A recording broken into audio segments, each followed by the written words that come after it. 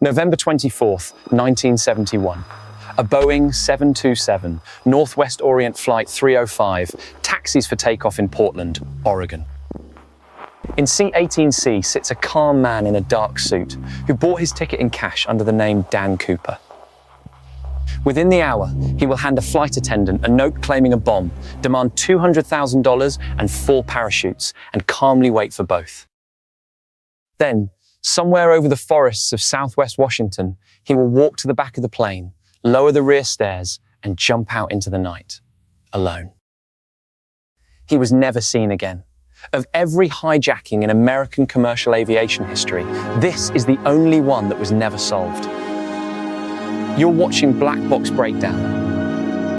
This is the real case file on DB Cooper. The evidence, the 7 men once suspected, and the FBI's own final word on all of it. Chapter 1, Thanksgiving Eve. Crew describe him as a white man in his mid-40s, 5'10" to 6 feet, dark hair, brown eyes, dark suit, white shirt, black clip-on tie, raincoat.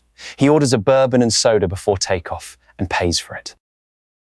Shortly after takeoff, he passes a note to flight attendant Florence Schaffner. She pockets it, unread, assuming it's a phone number. He leans in. "Miss," he says, "you'd better look at that note. I have a bomb." He opens his briefcase just enough for her to see it. A cylindrical shape, wired to red cylinders. Whether it was ever a real explosive, no one would ever be able to confirm. His demands are exact. $200,000 in unmarked $20 bills. 4 parachutes, delivered the moment the plane lands. Flight 305 lands at Seattle-Tacoma at 5:46 in the evening. The airline pays the ransom in full on the tarmac. All 36 passengers are released. Chapter 2, The Jump. Only Cooper, flight attendant Tina Mucklow, and 3 cockpit crew remain aboard when the plane takes off again, bound for Reno. Cooper has one final demand: fly low, below 10,000 feet, flaps down, landing gear down. He orders the rear air stair of the 727 left unlocked, usable in flight, a feature almost no one outside the airline industry knew existed. Tina Mucklow later described him this way: "He wasn't nervous. He seemed rather nice.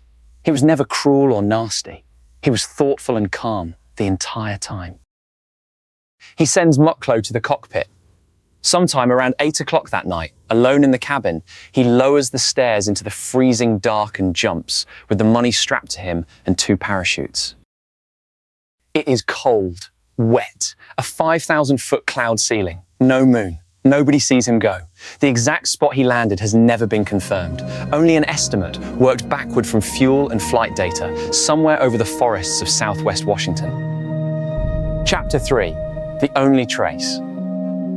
For 9 years, absolutely nothing surfaces. No body, no parachute, no money. Then, on February 10th, 1980, an 8-year-old boy named Brian Ingram is digging in the sand on the Columbia River. He finds 3 rotting bundles of $20 bills, about $5,800, still bound by rubber bands. The serial numbers match the ransom exactly. It is, to this day, the only piece of that $200,000 ever recovered, and nobody has ever explained how it got there. Independent researchers later examined the clip-on tie Cooper left behind on the plane. It carried over 100,000 microscopic particles, including titanium and other rare metals, the kind of trace evidence you'd expect from someone who worked around aerospace manufacturing. It has never been enough, on its own, to name anyone. Chapter 4, 7 names, 0 confirmations. Over 5 decades, 7 names have been proposed as DB Cooper. Every single one is a theory. Not one has ever been confirmed by the FBI. Richard Floyd McCoy Jr., a Vietnam veteran, pulled off a nearly identical hijacking 5 months later and was caught within days. Authors proposed he was Cooper too. The FBI ruled him out. He was 27 in 1972, too young to match witness descriptions of a man in his mid-40s. Kenneth Christensen, a Northwest Orient employee, was named by his own brother after a cryptic deathbed comment. The FBI said his bill didn't match the witnesses at all. Duane Weber allegedly told his wife on his deathbed, I'm Dan Cooper. When the FBI compared his DNA, taken from his son, against DNA on the recovered tie, it was not a match. Robert Rackstraw became the center of a 2016 History Channel series built on claims of coded letters. Rackstraw himself said, on the record, that his own hints about being Cooper were a stunt, in his words, to meet women. The FBI had cleared him decades earlier. He died in 2019, still denying it.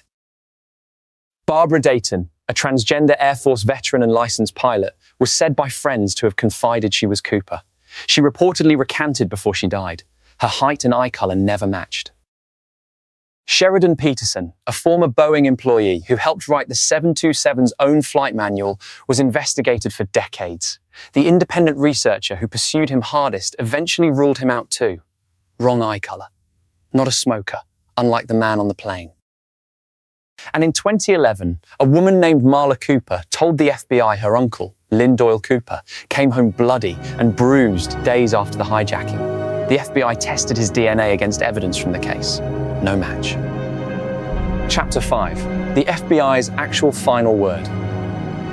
On July 8th, 2016, the FBI made its position official. After 45 years, tens of thousands of leads, and every viable suspect investigated and cleared, it redirected its active investigative resources elsewhere. The Bureau's own statement said it would only reopen the case given specific, verifiable, new physical evidence. The actual parachutes or the actual money.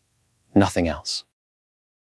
In recent years, independent researchers have kept pushing. A parachute recovered from a family property was taken in by the FBI for testing in 2022 and quietly returned in December 2025 with no conclusion ever announced. Videos claiming DNA has finally confirmed his identity continue to circulate. As of this recording, no such confirmation has ever come from the FBI itself, and no credible news organization has verified one. Be skeptical of anyone telling you this case is solved. Here's what actually sits in this file, and nothing more. A real man, a real bomb threat, 200,000 real dollars, and a jump into the dark that nobody watched happen. 7 names have been offered up as an answer.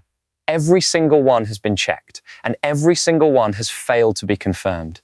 The FBI's own file ends exactly where it started, open. Somewhere in an evidence room sit 2 rotting bundles of $20 bills and a cheap black clip-on tie. They are 55 years later, still the only 2 things anyone actually knows for certain. If a case file that never closes got to you, wait until you see the hijacking where the cockpit recording survived and you can hear exactly what was said in the final minutes. That full breakdown is on this channel. Subscribe to Black Box Breakdown. If this one got under your skin a little, good. That's the point. And it only keeps happening because people like you keep showing up. So do one thing for me. Hit subscribe. It is free, and it is the whole reason Black Box can keep taking these disasters apart.